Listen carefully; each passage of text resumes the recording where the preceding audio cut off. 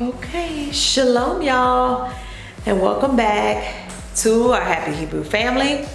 For those of you that are just joining us, I am Shay. Today is the long-awaited empty-ish house tour for the back house. And so we are about, let me find some lighting here. You guys, please excuse the lighting. It is very, very gloomy. Outside has been raining where we are for probably the last week and a half, 2 weeks. And so I just want to say in advance to excuse the lighting in here.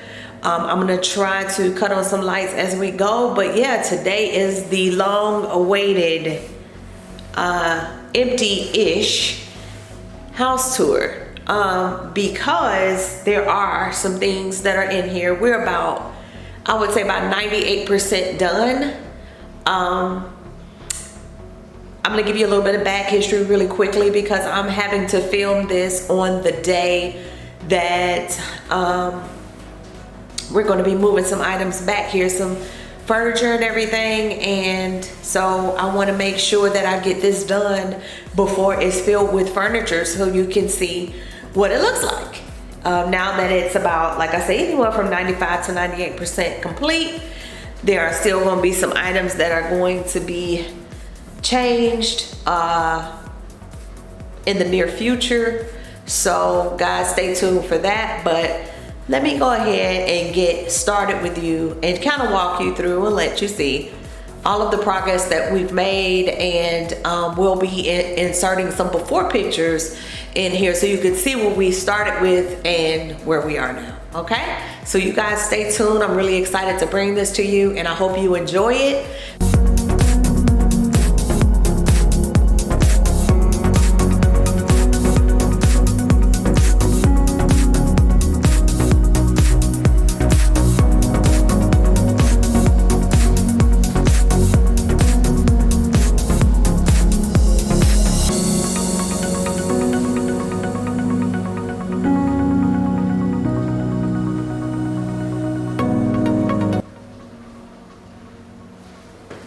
Okay, so right away I'm at one of the two doorways into the back house. And so I'm standing at the door and right away I'm standing in what could possibly be a little dinette or eating area, which is, it is open concept, very open concept. We're working about 660 square feet in here, give or take a few square feet. This used to be Nate's workshop, and then he turned it into a 2-bedroom, 1-bath back house or guest house. As you know, before, for those of you that have been rocking with us and been following us, we used to call it the back shack. Morning YouTube, back in the back shack. The back shack. Well, I mean, it would kind of be doing the space at this justice to call it a shack, so we just kind of deemed it the back house until we find a more suitable name. But it fits because this is our back house. So right away, this is going to be an area where we will have a cooktop here. There'll be another, like a 24-inch cabinet to go right around in here. So there'll be a hole cut out for that cooktop right there. And then, you know, just like an open area where, you know, you can do some storage or so on and so forth there. So we hadn't quite figured out if we want to leave that area here, this area here open or not. But definitely that's going to be a 24-inch base cabinet there to support where that cooktop is. These are also some cutting boards that Babe was working on. And as you can see, we've kind of like piled some of our materials here, which will be going away very shortly. I just didn't have any place to put them right now because I have to clean out our other storage room in order to fit it in there. So again, this is the cooktop, 2-burner stainless steel, and this is a ceramic top cooktop. It is electric, as you can see. These are the countertops that we went with back here. This is called, I believe, Calcutta Bianco. Nice, durable, and I got them at a steal. They were a SOS return from Lowe's. So to those of you who you know, have a Lowe's near you. You could save a lot of money doing renovations and rehabs if they have something like an SOS return like this that you can go and get. So be on the lookout for that little decor rental hack. This is going to be a GFCI. Please focus. Okay, that plug is being changed over to a GFCI plug. Of course, as I mentioned before, there's been so much rain and babe does not want to be outside tinkering with the electrical because, as you well know, electrical and water does not mix. So this is a cabinet. I did a treatment on that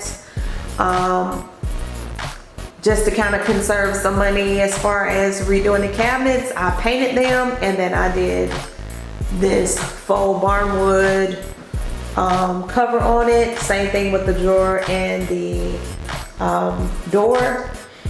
And then just to mix it up to make it a little bit more calm and everything tie in, I did a white Arcadia cabinet from Lowe's. That is a diamond now cabinet. It's a 36-inch sink base cabinet. So if you're interested in that, I'll see if I can link it below. Again, this sink was a clearance item. Babe has got to put the basket in and do the plumbing connections. But as you can see, it's an extremely wide sink. I got this as a steal, again, from Lowe's. Here's our window that overlooks the backyard. And I don't know if you can see, but it's raining. And there's the little plants that I got from Big Lots. Then these are little flowers and things like that that I just kind of saved to see if Pat and Kayla want to use it. If they don't, then I'll probably end up giving them away along with that lamp there. And again, the countertops, and again, the DIY distressed barnwood doors. Same thing here. And all we have to do is we have the door and drawer pulls that we're gonna put on this. So you can see that. And then over here is where the TV will go. Right now I have a plug-in, a wallflower plugged up just to kind of kill the paint smell, which I actually like new paint smell, but I just wanted to, you know, have it plugged in to smell good. But that is a twisted peppermint wallflower. And like I said, the TV will be mounted on this wall. And again, a TV cabinet can very easily go there. Okay. And then here is the living room. Here's another window. This is the heating unit that we chose to go with right now. It is both heating and an air conditioner. And I got that from Lowe's as well. I'll see if me or babe can link it below so you can see what that's like. But it does a very good job of heating and or cooling the area. And yeah, this is the living room. The flooring came from Lowe's as well. The paint color is a very light gray color, and it actually came from Home Depot. It is a custom color, but we got it through Glidden Paint, and I will say it was a huge savings on that. If we can find the information, we'll link that below as well. That is a DIY mirror that babe made. I stained. They were made out of pallet.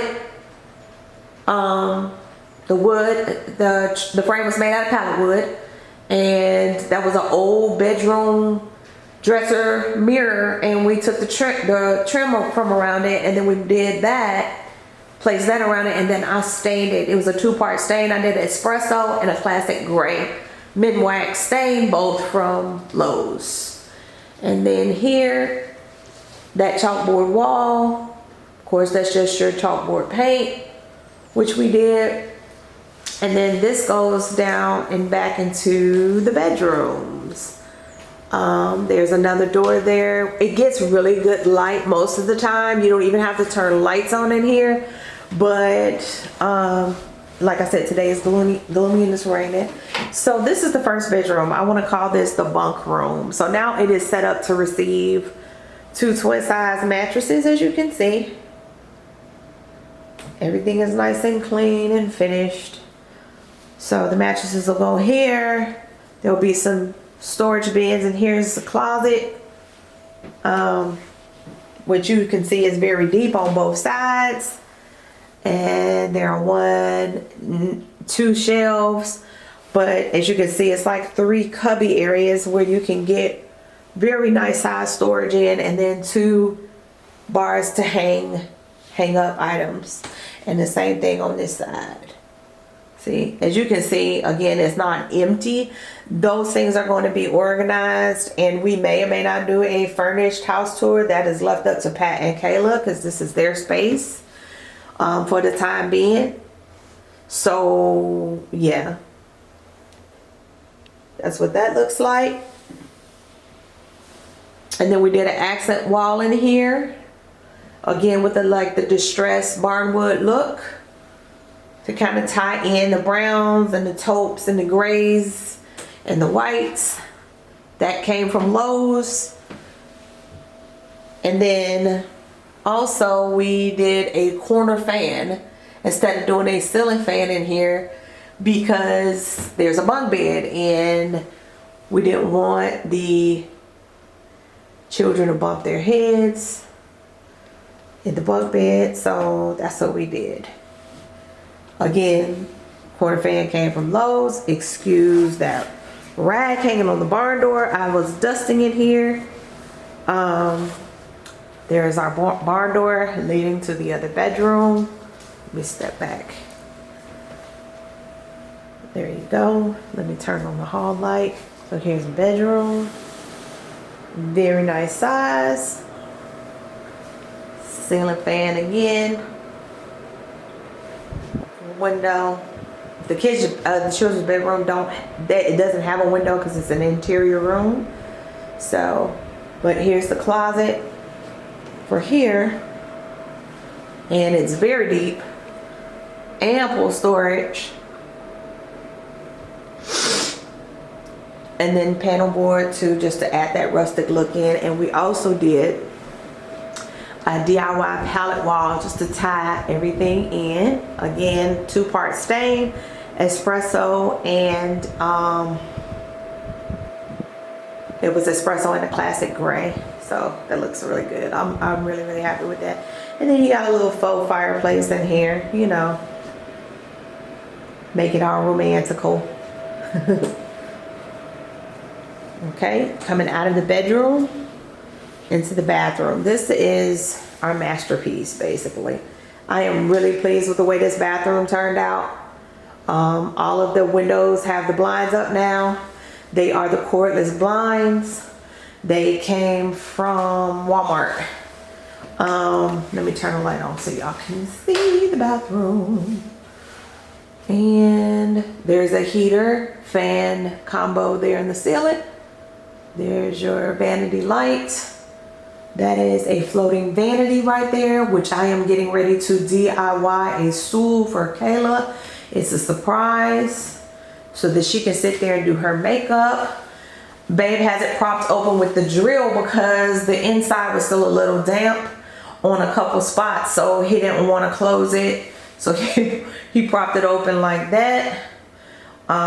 Really, really pleased with the outcome overall. Still a couple touch-up paint spaces for me to do, but for the most part it's done. As you can see, everything is tying in. That cabinet holds the tankless water heater and the water purifier system in there. So, and then here's the toilet. Very self-explanatory. There is the shower. Yeah, we are in the place of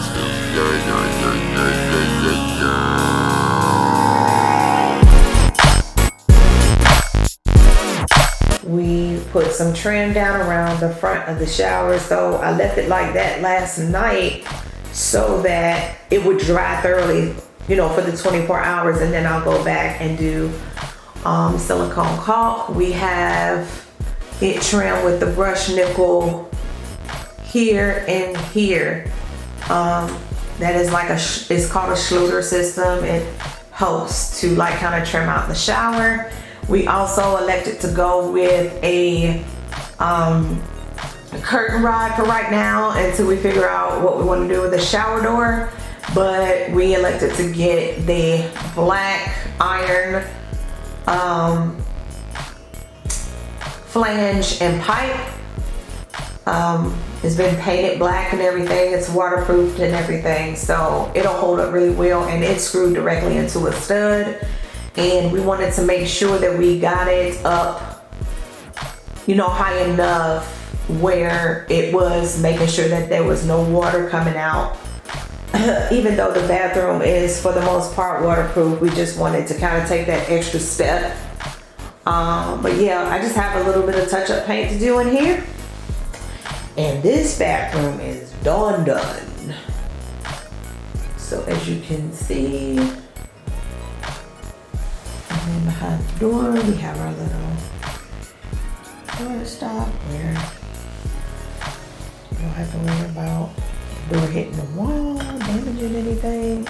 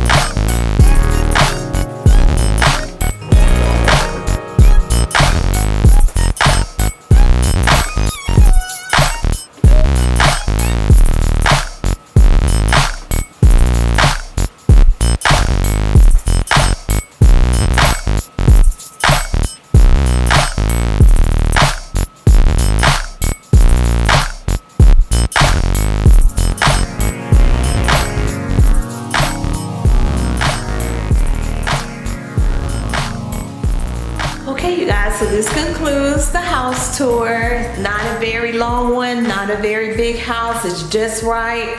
And we are really pleased with the way that it turned out. It was a long time coming. We have put a lot of blood, sweat, and tears into this space. A lot of it we did just on faith, basically. All of it we did on faith. I mean, we got a lot of blessings and a lot of deals with regard to trying to make this work. And I just praise the Most High Y'all for allowing us the opportunity to do this and giving us the creative, the creativity to, do this, and, even it, on a strong budget, especially at most of it. So, but yeah, there's one thing that I do want to point out about this particular heating and cooling unit though, is that you have to sit this up. It's supposed to be drain free, but the only thing is when you run the heater, it does require for you to hook up the drainage hose, which is the reason why Babe had to build a box and put a little bucket behind it. That is only temporary.